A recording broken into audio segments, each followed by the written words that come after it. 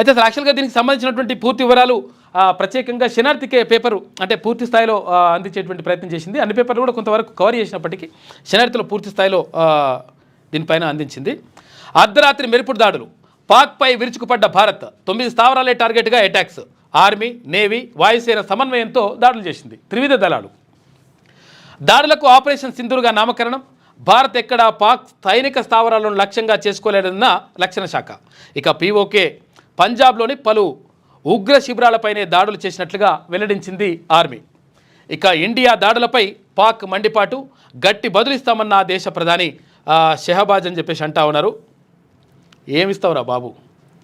పాకిస్తాన్పై భారత్ విరుచుకుపడింది. ఇవాళ అర్ధరాత్రి 1:44 ఆ దేశంపై దాడులు జరిపింది. నేవీ, ఆర్మీ, వాయుసేన సంయుక్తంగా నిర్వహించిన ఈ దాడులకు కేంద్ర రక్షణ మంత్రిత్వ శాఖ ఆపరేషన్ సింధూర్గా నామకరణం చేసింది. భారత వైమానిక దళానికి చెందినటువంటి యుద్ధ విమానాలు అత్యాధునిక మిస్సైళ్లతో పాక్ ఆక్రమిత కాశ్మీర్, పంజాబ్ ప్రావిన్స్లోని మొత్తం 9 ఉగ్రవాద స్థావరాలపై దాడులు జరిపాయి. ఈ దాడుల్లో 12 మంది ఉగ్రవాదులు మరణించగా 55 మంది గాయపడ్డట్టుగా సమాచారం. భారత సైన్యం ఈ దాడులను చాలా ఖచ్చితంగా, అత్యంత వేగంగా నిర్వహించి అటాక్ చేయడంతో సక్సెస్ అయింది.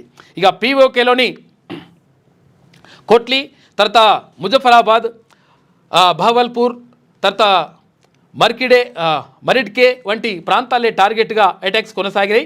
భారత్ జరిపినటువంటి దాడుల్లో ఉగ్రవాదులు ఈ ప్రాంతాల్లో నిల్వ చేసుకున్నటువంటి ఆయుధ గిడ్డంగులు, శిక్షణ కేంద్రాలు దాదాపు ధ్వంసమైపోయినాయి, ఖతం చేసి పడేసింది.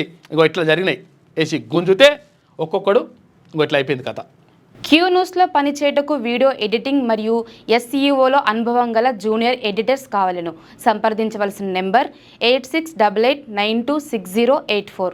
లేటెస్ట్ న్యూస్ తెలుగు మరియు ఇంగ్లీష్ అప్డేట్స్ కోసం ఇప్పుడే క్యూ న్యూస్ అఫీషియల్ యాప్ని ప్లే స్టోర్ నుండి డౌన్లోడ్ చేసుకోండి. సరికొత్త సమాచారాల కోసం క్యూ న్యూస్ వెబ్సైట్ని ఫాలో అవ్వండి. ఛానల్లో ప్రాంతీయ, జాతీయ, అంతర్జాతీయ వార్తలు వీక్షించండి. లైక్ చేయండి.